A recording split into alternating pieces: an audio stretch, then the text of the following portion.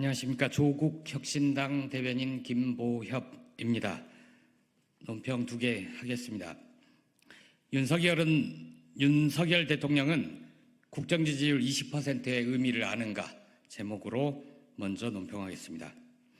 윤석열 대통령의 국정 지지율이 20%까지 떨어진 여론조사 결과가 오늘 발표됐습니다. 20%대가 아니라 20%입니다. 윤석열 대통령의 직무수행 긍정평가가 20%, 부정평가가 무려 70%입니다. 취임 뒤 최저치입니다. 정상적인 국정 운영이 불가능한 정도입니다. 지난 대선에서 윤석열 후보에게 투표했던 분들 중 상당수도 이제 등을 돌렸다는 의미입니다. 20이라는 숫자는 무도하고 무능하고 무책임한 윤석열 검찰 독재 정권에 대한 엄중한 심판 여론입니다.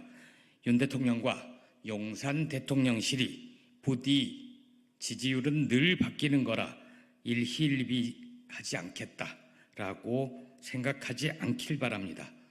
벼랑 끝입니다. 20% 지지율은 이미 국정 운영이 불가능한 수준입니다. 앞 숫자가 1로 바뀌는 순간 바로 떨어지는 겁니다. 스스로 대통령직에서 물러나거나 억지로 끌려 내려오거나 둘 중 하나밖에 없게 될 것입니다. 윤 대통령 부부가 추석 연휴 동안 무엇이 어디서부터 잘못됐는지, 국민의 대표자인 국회와 야당을 어떻게 대해야 할지, 국정을 대하는 태도를 어떻게 바꿔야 지지율 추이를 바꿀 수 있는지 진지하게 고민하길 권합니다. 민심이라는 바다는 배를 띄우기도 하지만 언제든 뒤집어 엎을 수 있다는 경고를 가슴 깊이 새기길 바랍니다. 지금 윤석열호는 뒤집히기 직전입니다. 한덕수 국무총리는 역대 최악의 정권의 최악의 총리로 기록될 것이다. 논평하겠습니다. 한덕수 국무총리가 달라졌습니다. 지난 9월 9일부터 13일까지 이어진 올해 정기국회 대정부 질문의 주인공은 단연 한덕수 총리였습니다. 있으나마나한 존재감 없는 총리가 아니었습니다. 미숙한 운영으로 국제적 망신을 초래한 잼버리 대회에서 화장실을 청소하던 한 총리가 아닙니다. 당시 외국 학생들을 만나 자신이 하버드 출신이라고 자랑하던 한 총리가 아닙니다. 그러다 보니 국회에서는 방송 프로그램 이름에 빗대 우리 덕수 달라졌어요 라는 말까지 나옵니다. 한 총리는 첫날 대정부 질문에서 첫 질문자로 나선 박지원 더불어민주당 의원을 상대로 버럭 소리를 지르다가 만담에 가까운 대화를 주고받는가 하면 박 의원을 대통령님이라고 부르는 실수도 했습니다. 여러 명언도 남겼습니다. 경제 분야 대정부 질문 답변 때는 경제는 좋은데 민생이 좋지 않을 뿐이라고 했습니다. 한 총리는 독도를 분쟁 지역처럼 보이게 하는 열등한 외교라는 망언도 남겼습니다. 지난해 대정부 질문 때는 독도는 우리 땅 맞습니까? 라는 질문에 절대로 아닙니다를 여러 차례 외쳐 실언을 한 적이 있었죠. 그에 비하면 엄청난 발전입니다. 장병 정신교육 교재 독도를 분쟁 지역이라고 표기했다가 전량 폐기한 일이 있습니다. 한 총리 재직 기간 중 일입니다. 현재는 용산 대통령실 국가안보실장으로 자리를 옮긴 신원식 국방장관 때 일입니다. 한덕수 총리는 왜 갑자기 야당 의원들에게 고성을 지르며 싸우는 매운맛 한덕수로 바뀌었을까요? 우선 광인 전략으로 보입니다. 한 총리에 대한 비하 발언이 절대 아닙니다. 외교 혹은 협상 전략, 싸움의 기술에 관한 전문 용어입니다.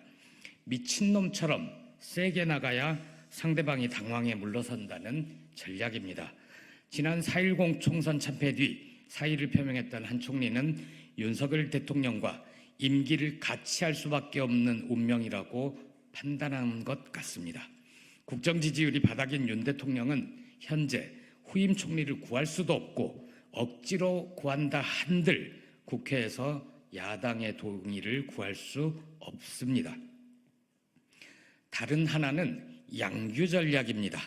고려 거란 전쟁에서 화살을 맞고 선체로 죽어 영웅이 된 양규 장군처럼 윤 대통령에게 쏟아질 온갖 비난의 화살을 대신 맞고 윤석열, 김건희 공동정권을 보호하겠다는 전략 아닌가 싶습니다. 그렇다면 실패입니다. 그러기에 한 총리는 너무 작습니다. 윤 대통령 부부를 향한 비판의 화살은 국정 운영 이외의 것도 아주 많습니다. 혹시 대통령 권한대행을 염두에 둔 행보일 수도 있겠다 싶습니다. 3년은 너무 길다고 생각하는 국민이 압도적으로 많습니다. 조국 혁신당은 그 민심의 주파수를 맞추고 탄핵추진위원회를 구성해 가동 중입니다. 오랜 관료 생활과 두 차례의 총리 경험을 가진 한 총리도 윤 대통령이 임기를 채울 것이라고 장담하지는 못할 겁니다. 그렇다면 자신이 일정 기간 대통령 권한대행을 맡을지도 모르는데 과거의 유약한 이미지를 벗어나는 게 급선무라고 판단했을 수도 있습니다. 그것도 아니라면 윤 대통령이 아니 한 총리는 정치도 오래 한 분이 그 정도밖에 못합니까?